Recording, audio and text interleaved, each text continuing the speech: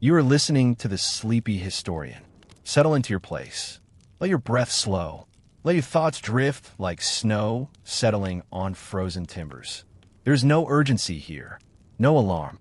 Only the quiet company of history, spoken softly, as one might whisper to a companion sharing a long night watch. Tonight, you are aboard a wooden ship, its hull groaning under pressure you cannot see but can feel in your bones. Outside, the world is white and still. The sea has vanished beneath layers of ice, thick and unbroken for miles in every direction. The wind has fallen away. Even the stars seem hesitant to shine too brightly in this place. You are far north, so far that the sun barely climbs above the horizon, and in time, it will stop rising altogether. You're not lost. You are stranded. And for now, that is the same thing. You may have come here hoping for a tale of rescue, of bold men carving paths through ice, of flags planted on distant shores, of triumphant returns to cheering crowds. But those stories are for daylight. This is a story for the hours when the mind is half lost to sleep, when the body seeks stillness, when the only victory is making it to the next meal. You are not here to be saved. You are here to endure. This is not fiction. This is what happened to crews of British, American, and Russian vessels in the first half of the 19th century. Men who sailed into the Arctic in search of the Northwest Passage or the fate of earlier expeditions, only to find themselves trapped by ice that moved with its own slow will. Some ships were held for 1 winter, others for 2. A few never sailed again. The ice claimed them not with violence, but with patience. And the men aboard learned, day by day, what it meant to live inside a prison of cold that did not hate them. It simply did not care. You will not hear loud cries or desperate shouts in this telling. Those belong to other narrators, to other hours. Here, you will hear the scrape of a spoon against a tin plate, the hiss of snow melting over a feeble flame, the soft thud of boots on a deck crusted with frost. You will feel the weight of wool damp with your own breath. You will notice how your fingers stiffen before you realize you've stopped moving them. You will learn to mark time not by clocks, but by the thickness of ice on the cabin walls. If you drift off, if your eyes close, and your breathing deepens, that is all right. The story will wait. It has waited longer than you can imagine. And if you wake again, you will find yourself still aboard, still surrounded by ice, still measuring survival in ounces of pemmican and minutes of shared warmth. There is no rush. There is only the next hour, and the next. Many who listen to this channel find comfort in its slowness, in the certainty that nothing sudden will happen. That is true tonight. But let there be no mistake. Comfort and safety are not the same. You are safe where you are, in your bed, under your blanket with warmth at your back. But the men you are about to accompany were not safe. They were tired. They were cold. They were watching the edges of their world turn inward. And yet they went on. If this voice helps you rest, if the weight of history feels like a blanket drawn gently over your thoughts, then a quiet like is welcome. Not a comment, not a share, just the knowledge that you were here, listening as the ship held fast in the ice. That is enough. Now, let your shoulders soften. Let your jaw unclench. Breathe in and out. You are standing on the deck of a ship that has not moved in 17 days. The temperature is minus 22 degrees Fahrenheit. Your breath rises in pale plumes and vanishes. And the ice around you stretches farther than you can see. You are not alone, but you are very, very far from home. It begins not with a collision, but with a slowing. You notice it first in the rhythm of the ship's movement. For weeks, the vessel has rocked with the swells of open water, steady, rolling, predictable. But now, the motion changes. The roll becomes a shudder. The pitch grows shorter, stiffer, as if the sea beneath you has thickened into syrup. You step onto the deck in the early morning, your boots crunching on a thin film of frost, and you see it. Slush. Not solid ice, not yet, but a greasy, granular layer floating on the surface, like wet sand suspended in dark water. It clings to the hull, whispering as it slides past the timber. You lean over the rail and watch it swirl in your shadow. It does not break when you poke it with a glove hand. It holds its shape for a moment, then sighs apart. By midday, the slush thickens into pancakes, round discs of ice, 5 inches across, floating close together. They bump against one another with soft, hollow sounds like stones tapped together underwater. The crew no longer talks of wind or tides.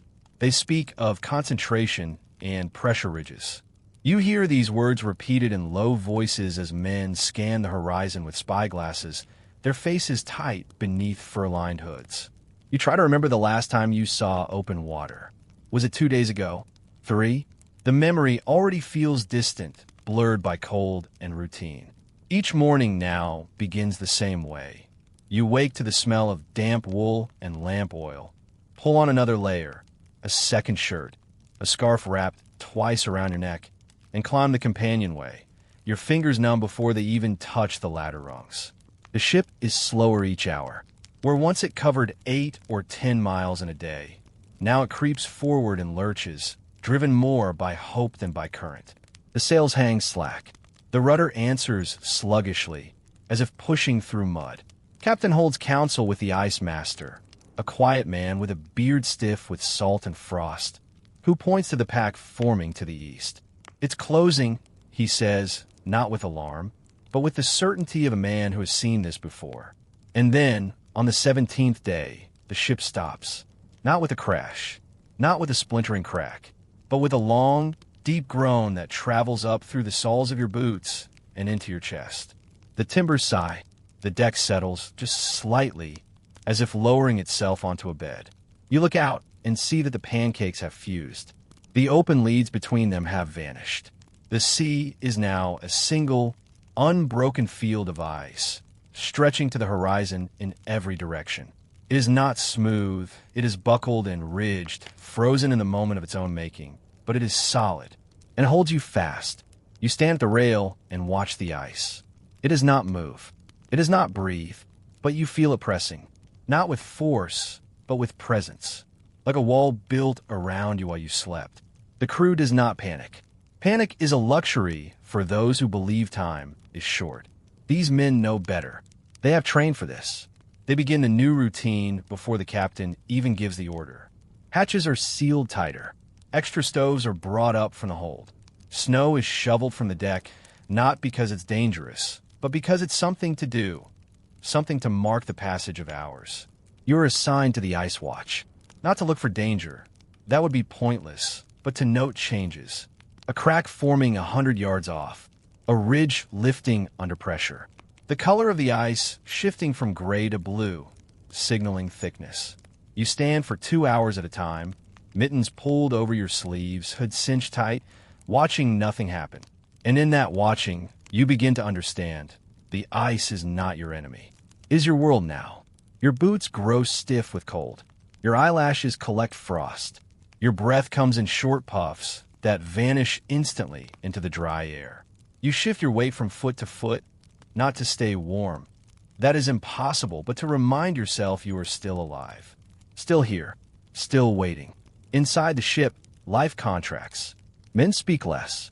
Meals are taken quickly, silently, close to the stoves. The galley smells of boiled biscuit and weak tea. There is no music now, no laughter, only the creak of wood, the hiss of melting snow in a pot, the occasional cough that echoes too long in the narrow corridors. You begin to measure your day in layers. How many shirts you wear, how tightly you wrap your scarf, how long you can stand on deck before your fingers lose all feeling. You learn to tuck your hands into your armpits between tasks, to chew your food slowly because warmth lingers longer in the mouth that way, to sleep on your side, curled tight, sharing body heat with the man in the bunk beside you. Night falls early. The sun barely clears the horizon before sinking again, leaving behind a twilight that lasts for hours, a pale, blue-gray light that neither comforts nor reveals. You watch it fade from the deck, your back to the wind, your eyes fixed on the ice. It does not look like a prison. It looks like nothing at all. Just white. Just stillness. And yet you feel it. The weight of it. The endlessness. You are not sinking. You are not freezing at once. You are simply held. Held by cold, so complete it feels like silence. Held by a landscape that has existed for thousands of years, and will remain long after your ship has rotted into the sea. You go below. You eat your ration.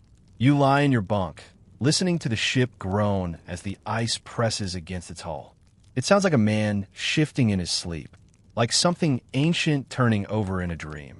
Tomorrow, you will do the same, and the next day, and the next, because the ice has arrived, and it is not going anywhere. The cold does not arrive all at once. It seeps. At first, it is only a sharper edge to the wind, a deeper bite in the air when you step onto the deck before dawn. You notice it in the way your breath catches, not from exertion, but from the sudden dryness in your throat. The kind of cold that makes your lungs feel stiff, like leather left too long in the shade. Then comes the morning you wake and find frost on the inside of the cabin wall. It begins as a thin veil, delicate as lace, tracing the grain of the wood. By midday, it has thickened into feathery crystals that glitter faintly in the lamplight. You touch it with a fingertip, and it crumbles like sugar. But by evening it is hard, smooth, cold enough to sting. This is winter's first true breath. Not the slush of late autumn, not the gray chill of open water, but the deep, dry cold that comes when the sea itself surrenders to ice and the sky forgets warmth. You feel it in your clothes. Well, that once held heat now feels damp, not with sweat, but with the moisture of your own breathing, frozen and refrozen in the fibers. Your socks stiffen overnight. Your boots must be warmed by the stove before you can pull them on. Even your beard, if you have one, becomes a mask of ice, each exhale adding another layer until your chin is crusted white. You learn to move differently, not quickly, not sharply, but with slow, deliberate care. A sudden turn, a fast step, they cost too much. They pull heat from your core and scatter it into the air. So you walk as if underwater. You reach for things with your whole hand, not just your fingers. You keep your elbows close to your ribs, your shoulders hunched, your neck tucked. Your body folds inward, conserving what little warmth it can make. Outside, the world changes. The slushy ice of autumn hardens into a shell, so thick it echoes underfoot. You can walk on it now. Not far, not safely, but enough to test its strength. It groans beneath you, a deep, resonant hum that travels through your boots and into your bones. The sound is neither warning nor welcome. It simply is, like the wind, like your own pulse. Snow falls, not heavily, not dramatically, but steadily, in fine, dry flakes that vanish the moment they touch the ice. They do not melt. They sublimate, turning straight from crystal to vapor in the dry air. You watch them disappear and feel a strange kinship. You, too, are slowly vanishing into this place. Inside the ship, routines tighten. The galley stove is kept burning day and night now, fed with precious coal measured by the bucket. Water must be melted from ice. Hours of tending, watching, waiting. You take your turn, sitting on a low stool, stirring the pot, not to cook, but to keep it from freezing at the edges. Steam rises, ghostly and faint, and for a few minutes, the air around your face feels almost warm. You eat the same meal every day. Hard biscuit, rock hard, dry as dust, soaked in weak tea until it softens enough to chew. A sliver of salt pork, so cured it could last a decade. A spoonful of sugar, if the stores allow. You chew slowly, not because you enjoy it. There is no enjoyment left in food, but because the act of chewing creates a small, internal heat. And because making the ration last is its own kind of survival. You begin to notice small absences. The smell of tar and salt that once clung to the deck is gone, buried under snow and ice. The cry of gulls, silent now, flown south long ago. Even the sound of the sea is missing, replaced by the low, constant groan of the ice field shifting, grinding against itself in the dark. Sleep comes harder, not because of noise, there is less of it now, but because of cold. Even under 2 blankets and a greatcoat, your feet never truly warm. You sleep in layers, shirt, undershirt, wool socks, scarf wrapped around your head like a hood. You share your bunk with another man, not by choice, but by necessity. Body heat is too valuable to waste. You lie back to back, not speaking, not touching beyond necessity, but aware of every breath, every shift. Some nights, you wake shivering, not violently, but with a deep, internal trembling that starts in your gut and spreads outward. You press yourself against the man beside you, and he does not pull away. He knows. You all know. The captain orders extra watches, not for danger, but for sanity. Too much time below decks breeds a different kind of cold, one that starts in the mind. So you take your turn on deck, even when the temperature drops to -30. You walk slow circuits, hands tucked into your armpits, eyes scanning the ice not for rescue, but for change. Any change, and sometimes in the deepest part of the night, you stop walking. You stand at the rail and look out. The ice stretches endlessly, flat, white, featureless. No stars, no moon, just a soft, diffused glow from the snow itself. In that moment, you feel how small you are. Not insignificant, just small. A single breath in a world of silence. You are not fighting the cold. You are learning its language, its patience, its rules. And winter has only just begun to speak. The sun stops rising, not all at once, not with fanfare, but gradually, as if losing interest in the world below. Each morning, it climbs a little less. The arc across the sky grows shorter, flatter, until it no longer clears the southern horizon at all.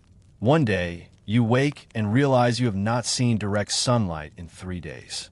The next, you are not sure if it is morning or afternoon.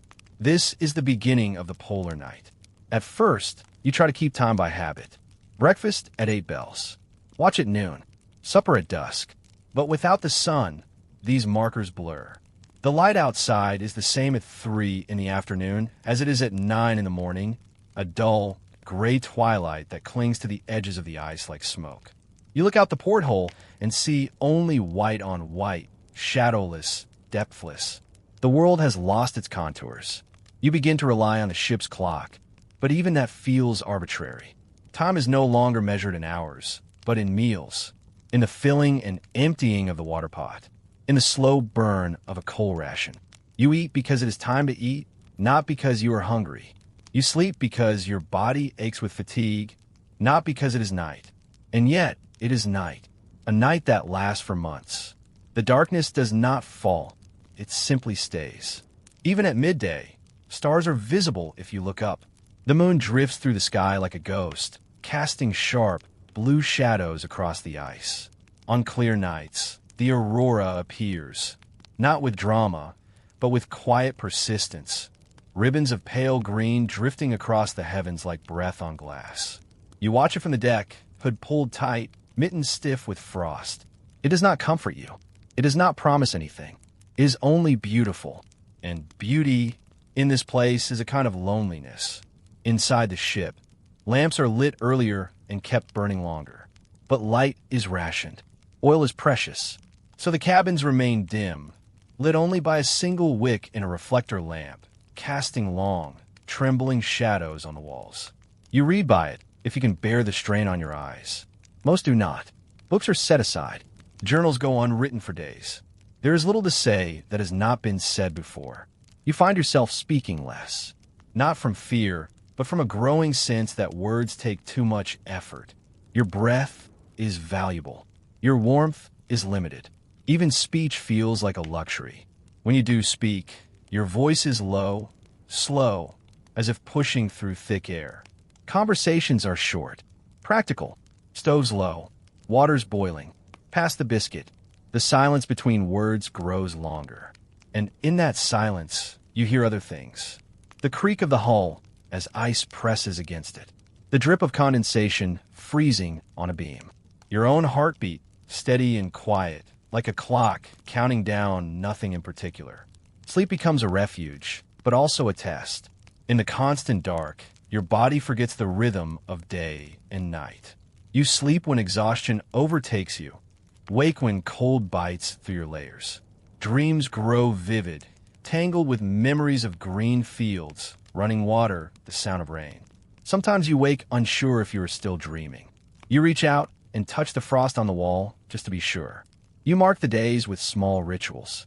A notch carved into the doorframe each morning. a tally on the back of a ration tin. You do not do this to count down to rescue. You have stopped believing in rescue, but to prove to yourself that time is still passing, that you're still here, that yesterday was real. The cold deepens, not suddenly, but steadily, like a tide pulling farther out. The ice thickens beneath the ship. New pressure ridges form, lifting slabs of frozen sea into jagged walls a dozen feet high. The temperature drops to -40.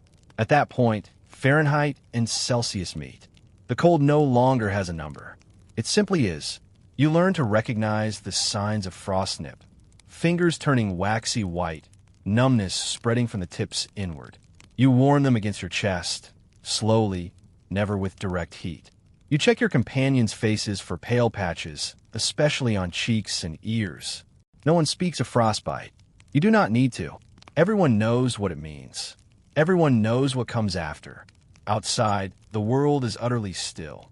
No wind, no sound of animals, not even the groan of ice, just a silence so complete it hums in your ears. You stand on deck and feel as if you are the only living thing in all creation. And in that stillness, you understand something quiet and terrible. The Arctic does not notice you. It does not care if you live or die. It simply continues. And so do you. You eat your biscuit. You melt your ice. You take your watch. You breathe in and out and in again. Because the long night has begun. And there is nothing to do but wait for it to end. You descend the companionway, slowly, each step measured, each handhold tested. The wooden ladder is cold even through your gloves and slick in places with a thin film of ice formed from your own breath, rising from below. You pause halfway, listening, not for voices but for the quiet signs of life. The soft clink of a tin cup, the scrape of a boot on a floorboard, the low murmur of a man coughing into his sleeve. The cabin air hits you before you reach the bottom. Dense, still, and thick with the smell of damp wool, lamp oil, and the faint, sour tang of bodies that have not bathed in weeks. But it is warmer here. Not warm as you once knew it. Not the warmth of a hearth in December, or even of a summer evening, but warmer than the deck. Perhaps 10 degrees above the outside air. Enough to keep your fingers from freezing, if you keep them tucked in your sleeves. This is your world now, the lower deck of a ship locked in Arctic ice. A space no longer built for sailing, but for surviving. The cabins are narrow, low-ceilinged, built for function, not comfort. Bunks are stacked too high, each barely wide enough for one man to lie flat. You share yours with another, by necessity, not choice. There is no privacy here, only proximity. The walls are lined with shelves holding what remains of personal stores. A spare pair of socks, a carved wooden pipe, a small book bound in leather, its pages warped by moisture.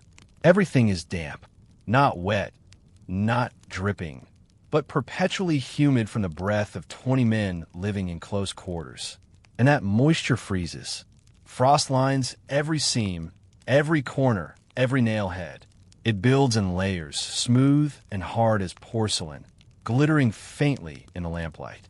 You move carefully, not because the space is cluttered. It has been pared down to essentials, but because every movement disturbs the fragile balance of heat you've built around yourself. To stand too quickly is to lose warmth. To open a chest too wide is to let cold air spill in. Even speaking loudly feels wasteful, as if sound carries heat away with it. You sit on the edge of your bunk and pull off your outer mittens. Your fingers are stiff, the tips pale. You flex them slowly, watching color return in mottled patches. This is normal now. Numbness is not an emergency. It is a condition of life. The stove in the center of the main cabin glows dull red. It is never allowed to go out. Coal is measured by the handful, fed in small portions through the day.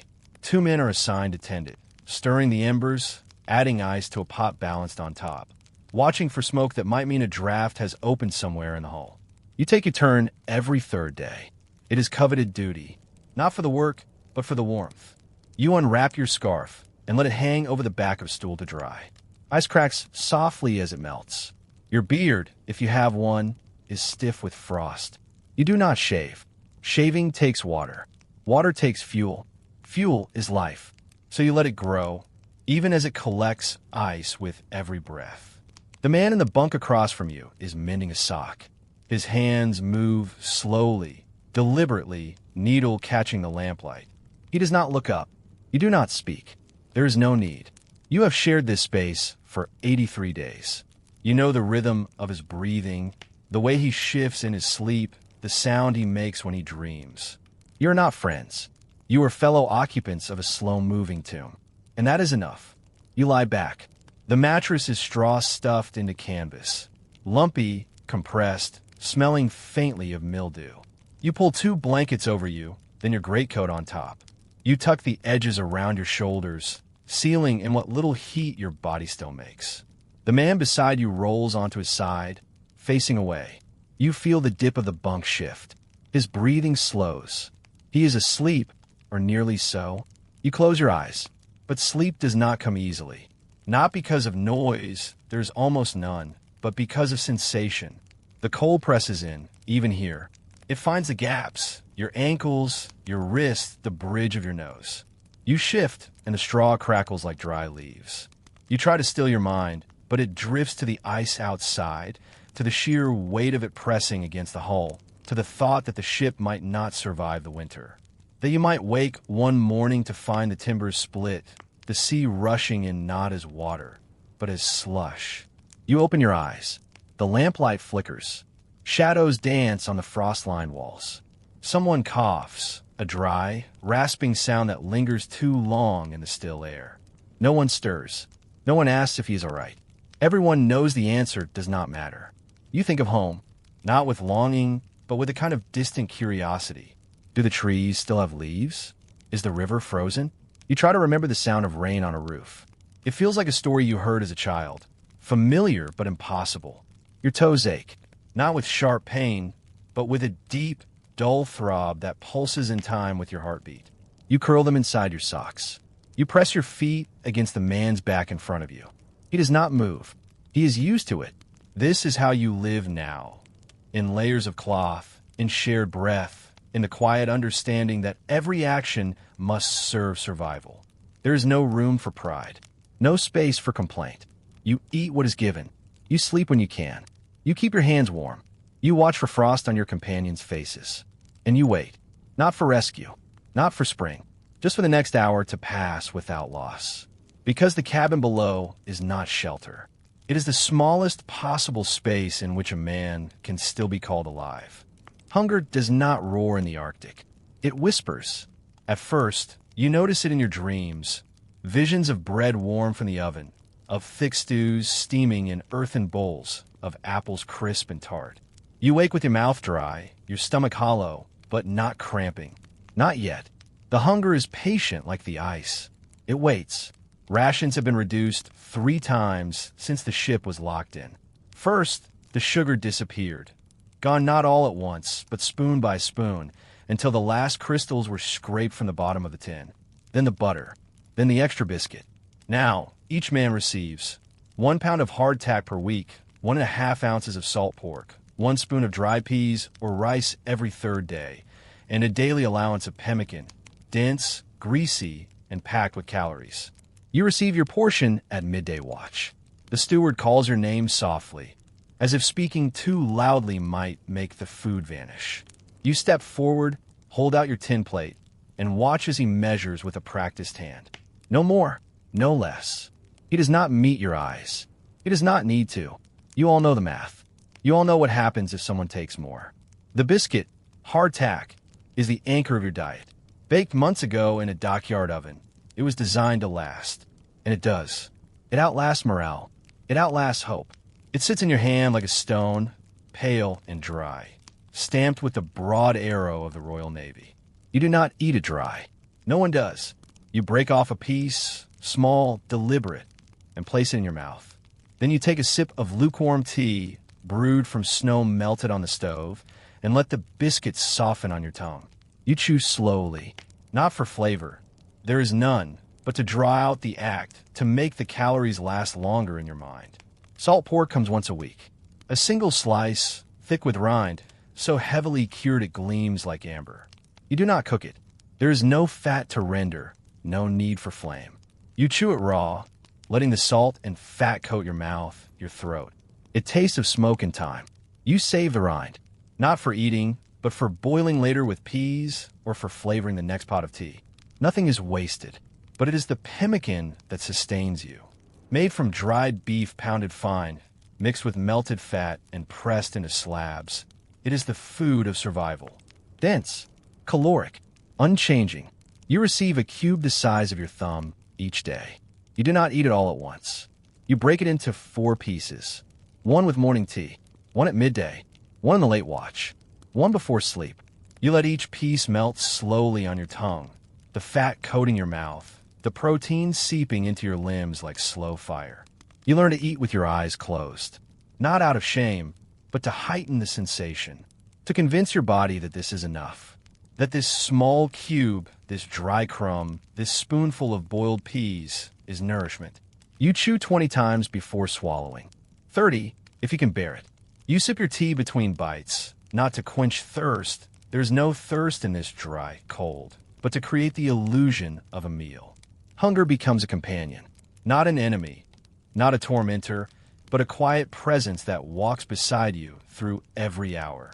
You feel it in the way your hands tremble slightly when you button your coat, in the way your thoughts grow short, your sentences clipped, in the hollow sensation beneath your ribs that never quite fills, no matter how slowly you eat.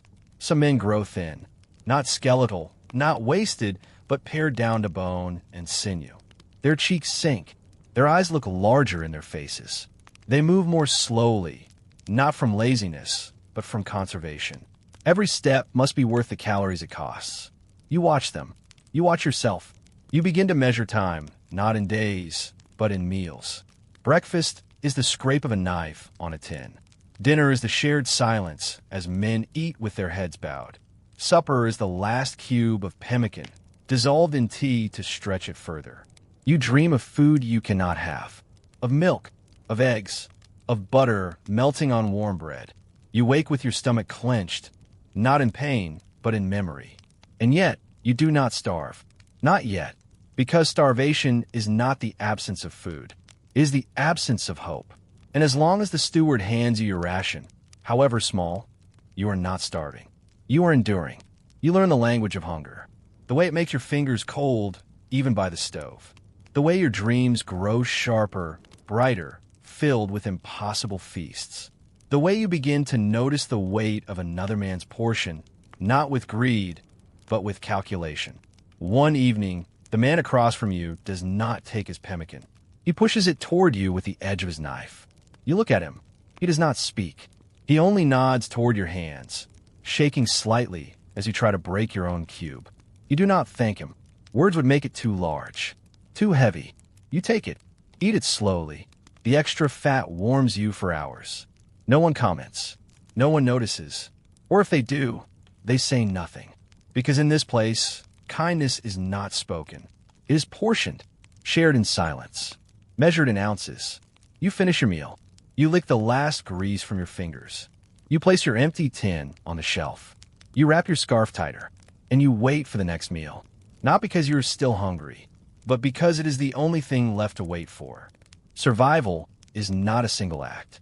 It is 1,000 small tasks, repeated without end. There is no grand gesture here, no heroic deed that turns the tide. Only the slow, unglamorous work of staying alive, hour by hour, breath by breath, movement by movement. And every task, no matter how minor, costs something: calories, warmth, time. Well, you weigh each one before you begin. Each morning, before the watch bell rings, you rise.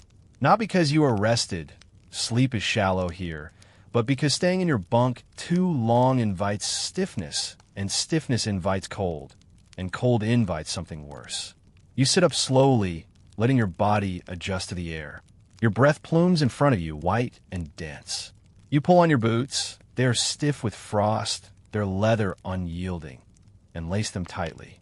Not for comfort, but to keep out snow. Then you go on deck. The first duty of the day is ice clearing. Not because the ship is in danger, though it might be, but because snow left unchecked becomes weight, and weight becomes collapse. You take a wooden-handled shovel, its metal blade frosted over, and begin to scrape. The snow is light, dry, and endless. It has fallen all night, silent as dust, covering the deck in a fresh layer 6 inches deep. You shovel it over the side, watching it vanish into the drifts below. Your arms ache, your back stiffens, but you do not stop. You cannot. This is not housekeeping. This is structural integrity. After the deck, you check the hull. You walk the perimeter slowly, eyes scanning the timber where it meets the ice. Look for cracks, for seepage, for the faintest glint of water that should not be there. The ice presses constantly, shifting with tides you cannot see, with temperatures you cannot control. A splintered seam could mean flooding. And in this cold, flooding means death, not by drowning, but by exposure, as the ship fills with slush too thick to pump, too cold to touch. You run your gloved hand along the planks. Feel for softness, for the telltale dampness that means the wood is failing. You find none today, but you will check again tomorrow, and next day, and the next. Then comes the water duty. Fresh water does not exist here. Only ice, and ice must be melted. You descend to the hold, where blocks of sea ice, hauled in weeks ago and stored in burlap sacks, are kept just above freezing. You select 2, carry them up the ladder, your arms trembling with the weight and the cold. Back in the main cabin, you break them into smaller chunks with the back of an axe. Carefully, quietly, so as not to chip the blade or startle a sleeping man, and place them in a large pot atop the stove. Now you wait. Melting takes hours. The stove must be fed. The pot must be stirred to keep the edges from freezing. You sit on a low stool, back to the wall, eyes half closed, listening to the slow hiss of transformation. Ice to water, solid to liquid, potential to necessity. You do not leave it, not even for a moment. If the fire dies, the water freezes. If the water freezes, there is no tea, no soup, no way to soften biscuit, no way to wash a wound. Water is life, and life must be tended. While you wait, you mend. Your coat has a tear at the elbow, small but growing. Cold finds it. You pull out a needle and thread, stiff with wax, and begin to stitch. Your fingers fumble. The light is poor, but you do not rush. A sloppy seam will fail in the wind. So you stitch slowly, evenly, pulling each loop tight. This too is survival. Later, you oil your boots. Not for shine, but for suppleness. Dry leather cracks. Cracked leather lets in snow. Snow melts. Wet feet freeze. So you rub mutton tallow into the seams, working in with your thumbs until the leather darkens and softens. The smell is sharp, animal, familiar. You check your socks. Damp? Change them, even if the dry pair is only slightly less damp. You hang the wet ones near the stove, not too close. Fire is precious, but close enough to lose their chill by morning. You sharpen your knife, not because you expect to use it, but because a dull blade is useless in an emergency. You test the edge with your thumb. Satisfied, you sheathe it. You run a hand along the bunks, ensuring blankets are tucked, that no man is uncovered. You do not speak. You simply adjust a corner, smooth a fold. This, too, is part of the work. There is no end to it, no completion. The ice returns. The water freezes. The boots stiffen. The socks dampen. The hull groans under new pressure. And so you begin again. You do not resent the repetition. Resentment costs energy. And energy is food. Food is rationed. So you accept the cycle. You enter it like a current. You let it carry you through the hours. Sometimes in the quiet between tasks, you wonder, is this living or merely delaying death? But the question does not linger. There is no room for philosophy. Only action. Only maintenance. Only the next thing that must be done. And so you shovel. You check. You melt. You mend. You wait. Not for rescue. Not for spring. But for the simple, quiet privilege of doing it all again tomorrow. Because in the Arctic, survival is not a victory. It is a habit. And habit is built one frozen task at a time. The wind has stopped. Not for an hour. Not for a night. But for days. The kind of stillness that feels less like calm and more like suspension, as if the world itself is holding its breath, waiting for something you cannot name. Outside, the ice stretches in every direction, smooth and unbroken, dusted with a fine layer of snow that does not shift, does not drift. No gusts lift it. No eddies swirl it into ghostly spirals. It simply lies there, white and perfect, as though time has forgotten to move it. You stand on deck, mittens tucked into your sleeves, hood pulled low. You do not pace. You do not scan the horizon. There is nothing to see, nothing to hear, and yet you stay. Not out of duty. There is no watch called in this stillness, but out of a quiet need to witness the absence. Because silence here is not empty. It is full. At first, the lack of wind feels like relief. No biting air slicing through layers. No snow stinging your cheeks. But soon, the stillness becomes heavier than the coldest gale. It presses on your ears. It makes your own breath too loud. Your heartbeat too present. You find yourself holding your breath just to quiet the sound of it. Then, beneath the silence, you begin to hear the ice. Not all at once. Not with clarity. But in moments when your mind grows still enough to listen. A low, resonant groan rises from deep below the ship. A sound so deep it vibrates in your chest more than your ears. Is the ice shifting? Not breaking, not cracking violently, but adjusting. Settling. Responding to pressures miles away. To tides you cannot see. To the slow turning of the earth beneath it. Sometimes it hums. A steady, almost musical tone that seems to come from everywhere and nowhere. Other times it clicks, sharp, distant, like stone tapping stone far underground. You never see the source. You only hear its echo through the hull, through the soles of your boots, through the air itself. You learn to distinguish the sounds. The long groan means pressure building from the east. The sharp crack means a lead has opened, then closed again. The low hum is the ice remembering its own weight. And always, beneath it all, the silence. It is different from the silence of a forest at night or of a snow-covered field in December. Those silences are temporary. They expect to be broken by an owl, by a branch, by your own footstep. But this silence is permanent. It has existed for thousands of years. It will exist long after your ship has vanished into the sea. It does not wait for sound. It simply is. Inside the ship, the quiet deepens. Men speak even less now, not out of fear, but because words feel intrusive, too sharp for this softened world. Conversations have shrunk to single words. Stove, water, cold. You answer with a nod or a grunt. Anything more would disturb the balance. You spend hours sitting by the stove, watching the embers pulse faintly in the dark. Your thoughts do not race. They drift. They circle. Sometimes they disappear altogether, leaving only sensation.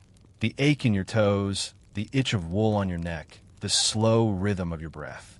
Sleep comes more easily, but it is thinner, lighter. You drift in and out, never fully lost, never fully present.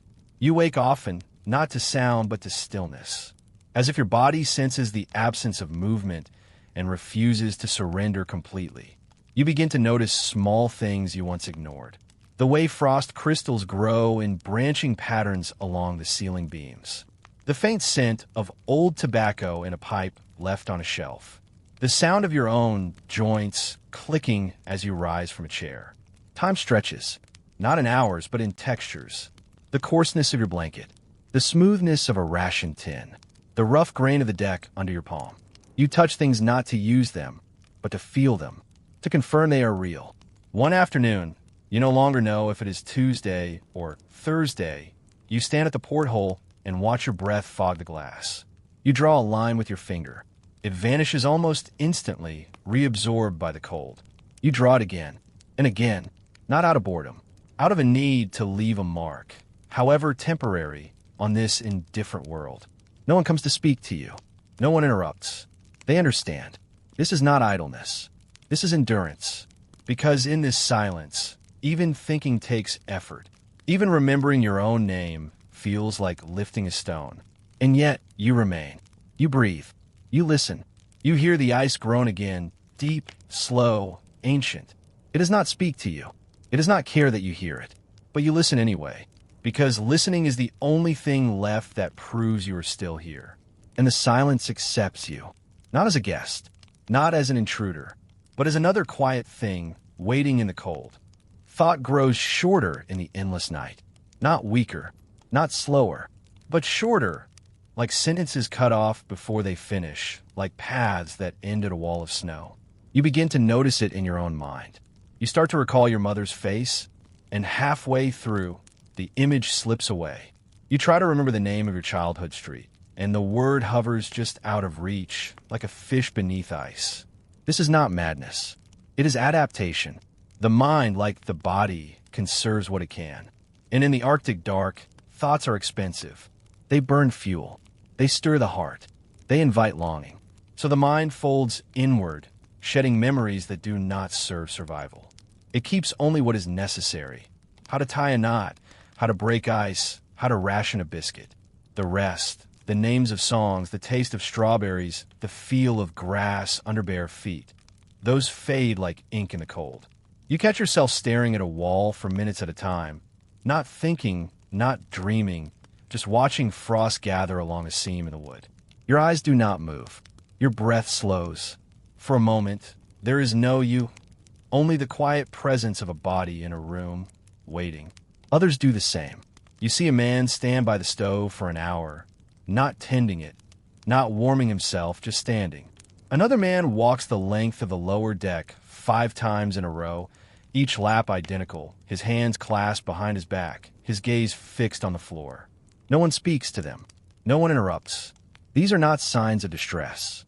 They are rituals of endurance, small anchors thrown into the sea of monotony. Sleep blurs with waking. You dream of open water, of green hills, of voices calling your name. And when you wake, you are not sure the dream has ended. You reach for a cup that isn't there. You answer a question no one asked. You speak to a companion who is not in the room, and no one corrects you, because they have done the same.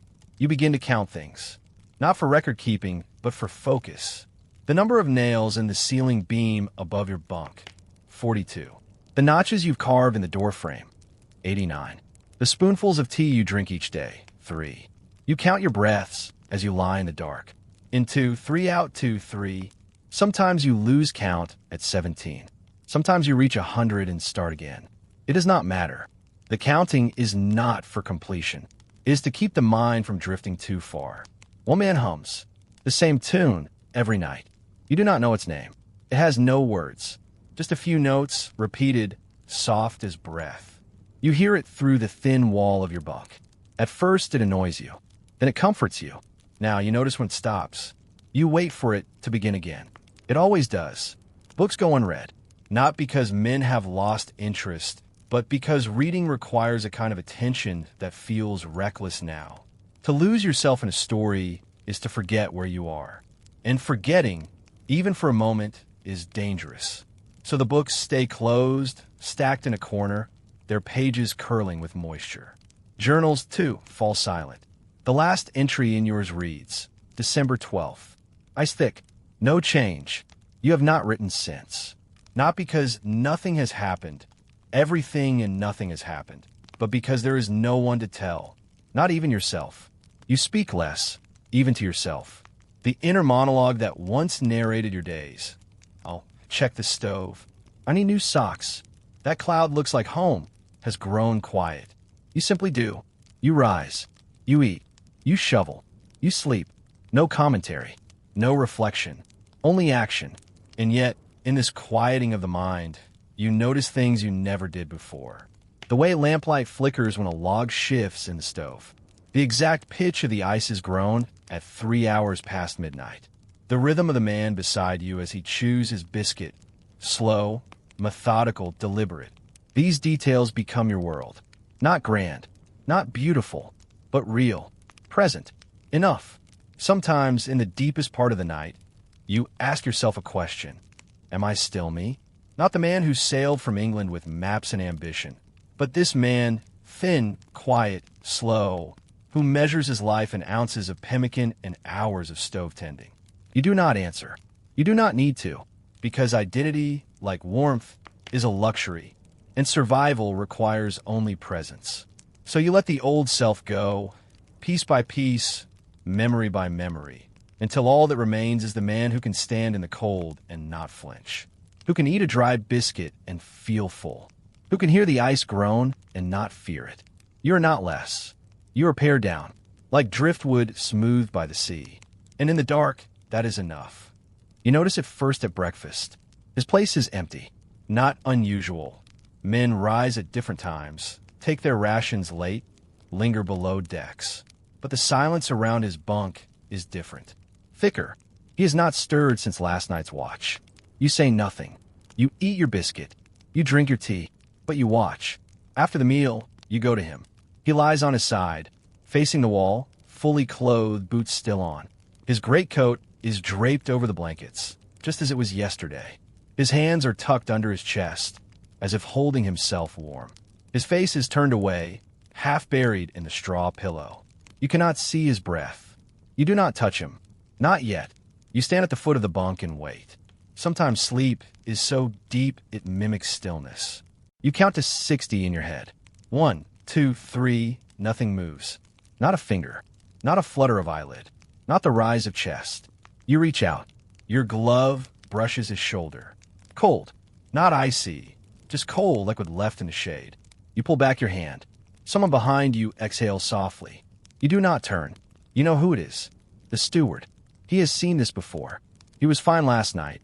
You say. Your voice sounds strange. Too loud. Too sharp for the quiet of the cabin. The steward nods. Said his feet were numb, but he warmed them by the stove. You remember. You saw him by the fire, rubbing his boots with a rag, his face pale but steady. He ate his pemmican. He drank his tea. He spoke to no one, but that was normal. Many speak to no one. Now he speaks to no one forever. There is no ceremony, no bell, no prayer spoken aloud. These things belong to ports, to chapels, to families waiting on distant shores. Here there's only ice and wood and men who must go on. You and 2 others lift him gently, careful not to let his arms swing, careful not to disturb the stillness that has claimed him. He is lighter than you expect, not from hunger, though he was thin, but from absence, as if something vital has already left, taking weight with it.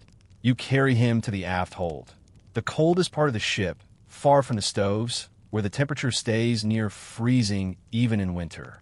There, you lay him on a bench lined with spare sailcloth. You cover him with a spare blanket, tucking it under his chin as you might for a sleeping child. You do not close his eyes. They are already closed. You do not say his name. Not yet. Names make it real. And reality is heavy. Back in the cabin, no one speaks of him, but you see the glances, the way men avoid his bunk, the way the steward leaves his ration tin on the shelf, untouched for one more day, then quietly empties it into the communal pot. Waste is not permitted, not even in death. You think of burial, but the ground is ice, 2 feet thick, 3 in places. You cannot dig, not without risking injury, not without burning precious fuel. And the sea is frozen solid. There is no water to commit him to. So he waits. Like everything else here, he waits for the thaw. You do not fear contagion. You know what took him? Not fever, not scurvy, not yet. Just cold, just fatigue. Just the slow erosion of a body that had nothing left to give. He did not cry out. He did not suffer. He simply stopped waking. In the days that follow, you notice small absences. His cough is gone from the night watch. His boots no longer creak on the deck. His spot by the stove remains empty. You do not fill it. No one does. Life continues as before. The same rations, the same routines, the same ice. But something has shifted, not in the ship, not in the cold, but in the air between men. A quiet acknowledgement. It could have been any of us. It may still be. You find yourself checking your companions more often. Not with words, but with glances. Is his color good? Is he eating? Did he take his turn on watch?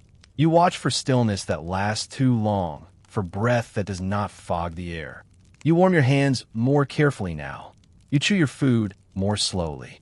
You make yourself move, even when you do not want to.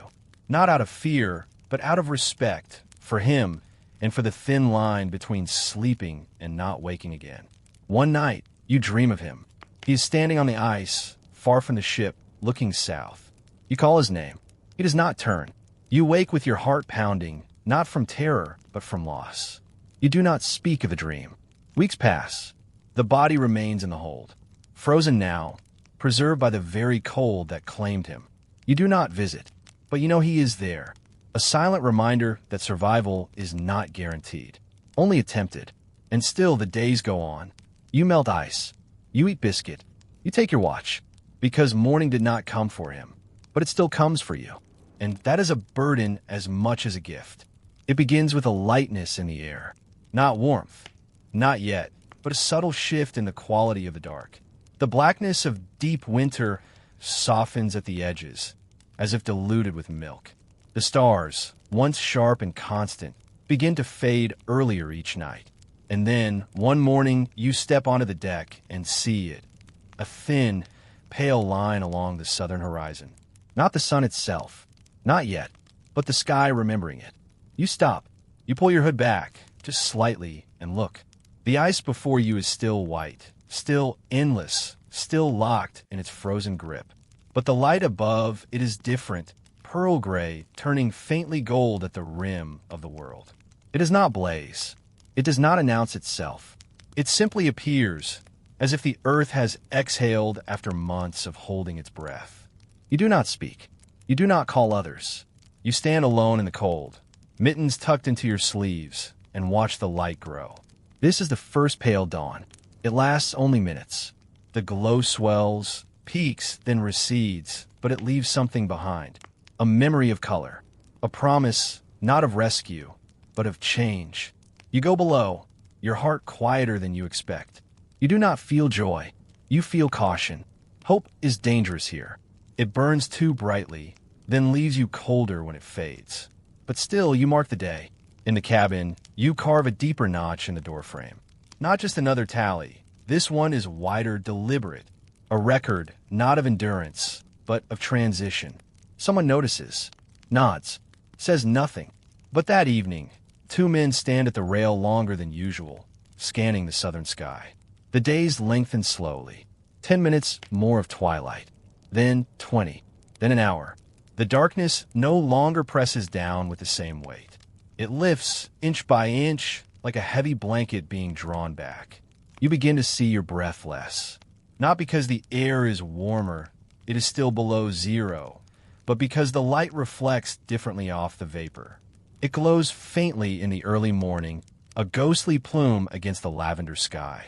Outside, the ice shows no sign of breaking. It remains solid, unyielding, ridged with pressure folds that gleam blue in the low sun. But you watch it differently now.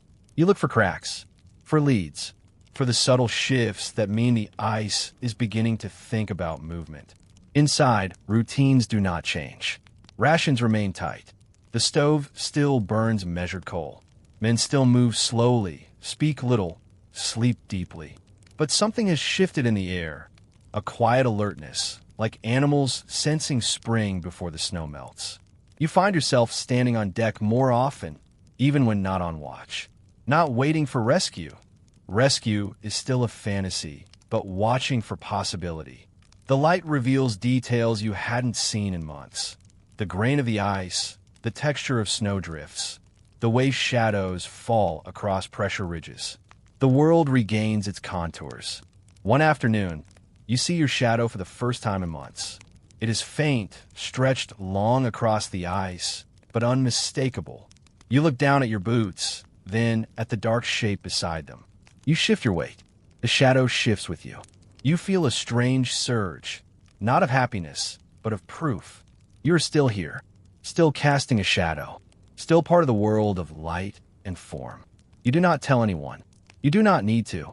They feel it too. Sleep changes.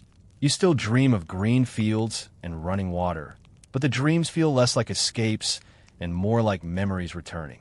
You wake less often in the night. Your body senses the lengthening days, even if your mind does not trust them. The cold remains. Your fingers still stiffen on deck. Your boots still freeze overnight. Your breath still plumes in the air. But now, when you return below, the contrast with the stove's warmth feels sharper, more meaningful. Light and dark, cold and heat, absence and return. You begin to clean things, not out of order, but out of expectation. You brush frost from your coat more thoroughly. You polish your knife with extra care. You wash your face with melted snow, not just to remove grime, but to feel the sting of water on skin. These are not acts of vanity. They are acts of preparation for whatever comes next. One morning, a patch of ice near the ship glistens differently. Not with snow, but with meltwater, thin, temporary, gone by noon. But you saw it, and you know the sun is returning. Not as a savior, not as a force, but as a presence. Patient, relentless, unhurried. It is not rushed to free you. It simply returns to its path, as it has for millennia. And in doing so, it reminds you that time has not stopped, only paused. You stand on deck that evening and watch the sky turn rose gold along the horizon. The aurora does not appear. The stars wait. The ice groans softly beneath you, as it always has. But now, for the first time in months, you feel the faintest warmth on your face. Not enough to melt snow, not enough to soften leather, but enough to remind you that you have skin, that you are alive. You do not smile, but you lower your hood, and you let the pale dawn touch you. Because after the long night, even the smallest light is a kind of homecoming. The ice does not break with violence. It decides. You notice it first in the sound. For months, the groans beneath the hull were steady, almost rhythmic, a slow exhalation of pressure building and releasing in distant fields. But now the groans change. They come at odd intervals, deeper, longer, sometimes followed by a silence so complete it feels like listening. Then, one morning, you hear a crack. Not sharp, not sudden, but a low, resonant split that travels across the ice like a whisper passing through stone. You step onto the deck and see it. A hairline fracture, no wider than your hand, running 50 yards from the ship's bow before vanishing into the white. It does not mean freedom. Not yet. But it means movement. The ice is beginning to think. Not in words, not in plans, but in shifts of weight, in responses to heat you cannot feel, in the slow memory of tides long frozen. It is remembering that it was once water, that it will be again. You watch the crack over the next days. It does not widen. It does not close. It simply exists, a dark line in the white, a question asked of the sky. You walk its edge carefully, boots testing the surface. It holds, but you do not cross it. You know better than to trust a single sign. Then, a week later, a lead opens. Not far, only 200 yards east of the ship. A narrow ribbon of black water, no more than 10 feet across, steaming faintly in the cold air. You see it from the crow's nest, where you've taken to scanning the horizon not for sails, but for change. You descend quickly, not with excitement, but with quiet urgency. Others follow. No one speaks. They see it too. The lead is real. Water, not shadow. You kneel at its edge and touch it with a gloved hand. It is slushy at the sides, but open in the center. You hear it lap softly against the ice, a sound you have not heard in months. The sound of liquid, a possibility. But leads are fickle. You know this from the logs of earlier expeditions, from the ice master's quiet lessons. A lead can stay open for hours, or close in minutes, as new pressure folds the ice back together like a closing fist. You watch it all day. It widens slightly at dusk. By morning, it has narrowed again. By noon, it is gone, sealed over with new ice, smooth and innocent, as if it had never been. And yet, you know what you saw? The ice is not static. It is considering its options. Pressure ridges begin to shift, not collapsing, but lifting, slabs of ice tilting upward as unseen forces push from below. You hear new sounds, a low grinding, like millstones turning deep underground, a sudden pop, like a branch snapping in a forest, the hiss of brine seeping up through cracks. You begin to chart the changes. Not on paper. Paper is too precious, but in your mind. The crack near the bow, stable. The lead to the east, closed, but the ice there is thinner. The ridge aft, shifting west by inches each week. This is not navigation. It is observation. The kind of attention a hunter gives to tracks in snow. You are not planning escape. You are learning the mind of the ice. Inside the ship, routines remain, but the air has changed. Men move with a little more purpose. Not haste. Haste is still a luxury, but intention. The stove is kept hotter. Extra boots are oiled. Sledges in the hold are checked for runners, for harnesses for cracks in the wood. Not because you will use them soon, probably not, but because readiness is its own form of warmth. You begin to test your own body. Longer walks on the ice. Deeper squats by the stove to keep your legs strong. You chew your food more thoroughly, not just to stretch rations, but to prepare your gut for harder work ahead. You do not speak of these things. They are understood. One afternoon, you see a gull. Not a flock, not a cry overhead. Just one bird, distant and white against the gray sky, circling once before vanishing north. You do not mention it at first. You think you imagined it. But the next day, another man points silently to the horizon. There is again, waiting. Life is returning. Not for you, but around you.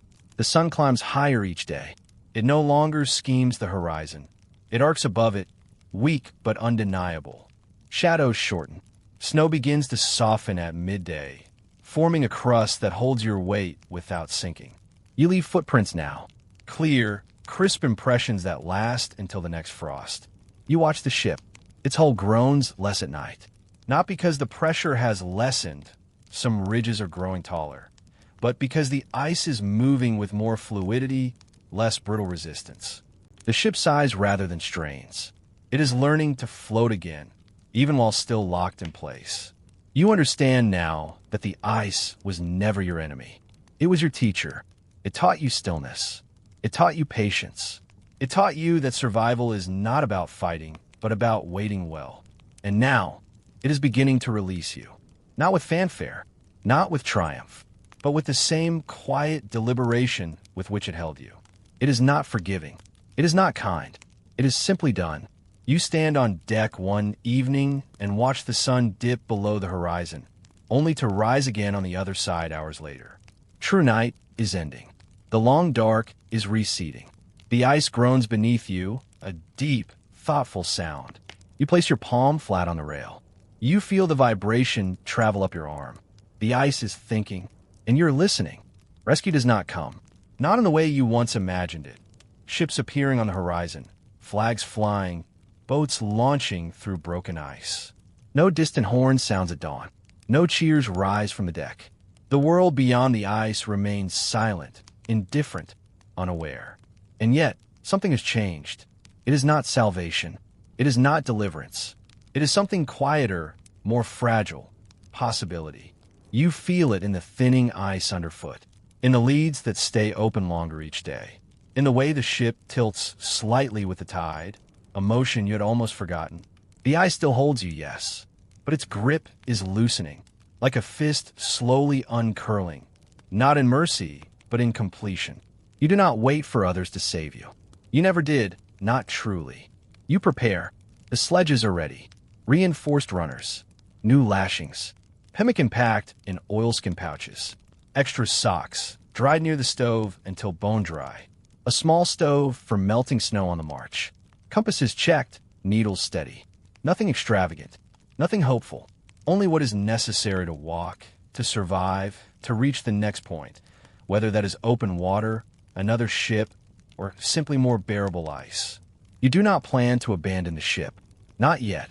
But you plan to be ready in case the ship abandons you. Because the ice does not promise safety. It only offers change. You watch the pressure ridges daily. Some collapse inward, forming pools of meltwater that freeze each night into smooth, black mirrors. Others lift higher, creating barriers that could shelter a sledge camp or block your path for weeks. You learn to read them not as obstacles, but as terrain, as choices. Scurvy shows now, not in everyone, not severely, but in small signs. Gums tender to the touch, joints stiff in the morning, a fatigue that sleep does not cure. You ration the last lemon juice, 2 drops per man per week, stirred into tea with a reverence once reserved for communion. It is not enough to cure, but enough to delay, enough to buy time. You trade comfort for function. You give up your extra blanket to line a sledge. You sacrifice a spare shirt to wrap brittle rope. Nothing is hoarded. Everything is assessed. Will this keep me alive longer than it comforts me now? The answer is always the same. You train your body for movement. Each morning, you walk farther onto the ice. First a quarter mile, then half, then a full mile, turning only when your face begins to burn with cold. You carry weight, a sack of coal, or a rolled blanket to simulate burden. You test your balance on new ice, on slush, on ridges. You fall. You rise. You keep walking. Your companions do the same. Not together, not in formation, but in parallel solitude. Each man preparing in his own way for a journey that may never happen, but must be possible. One evening, the captain gathers the crew, not for orders, but for truth. There will be no rescue this season, he says, voice low, steady. If we are to leave, we leave on our own feet. No one reacts. No one needs to. You have known this for weeks, perhaps months. Hope was never part of the plan. Only endurance, only readiness. He does not speak of destinations, of reaching Greenland or finding a cache from a prior expedition. He speaks only of survival. How to build a snow wall against the wind, how to melt ice without burning fuel, how to share body heat in a tent meant for two but used by four. You listen, you memorize, you ask no questions, because you understand. Rescue is a story told by those who stayed safe. Survival is written by those who walked. That night, you check your boots again. You oil the seams. You place them near the stove, but not too close. You count your socks, 3 pairs, all slightly damp, all precious.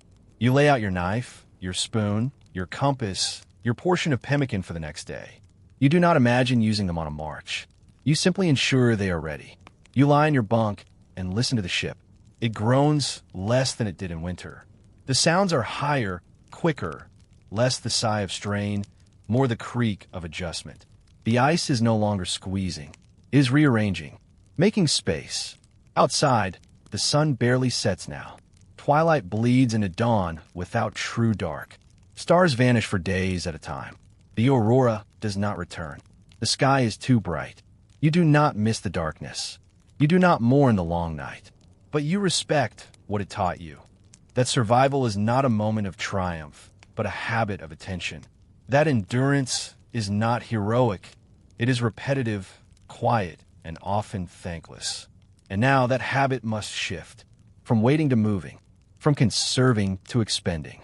From enduring in place to carrying yourself forward. You are not saved. You are not found. But you're possible. And in the Arctic, that is enough. You close your eyes. You breathe slowly. You feel the ship shift beneath you. A small, almost imperceptible roll. The ice is thinking, and you are ready to walk into its next thought. You're still listening, and that means you have come through the long night with us. The ship remains locked in the ice, though the grip loosens day by day.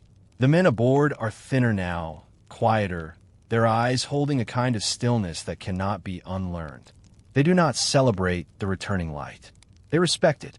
They know better than to trust warmth too soon. But you are safe. Wherever you are, in whatever room holds you now, you're not on that ship. You are not measuring your life in biscuits and pemmican. Your breath does not frost the air. Your boots are not stiff with ice. The silence around you is not the silence of the Arctic, but the quiet of a room that belongs to you. A room with walls that do not groan under pressure, with a bed that does not need to be shared for warmth. You may have drifted in and out during these hours. That was always allowed. The story did not run from you. It waited. It knew you would return, just as the sun returns to the polar sky. Not with fanfare, but with quiet certainty. This is the gift of history told slowly. It does not demand your attention. It offers companionship. It says, you're not alone in your weariness.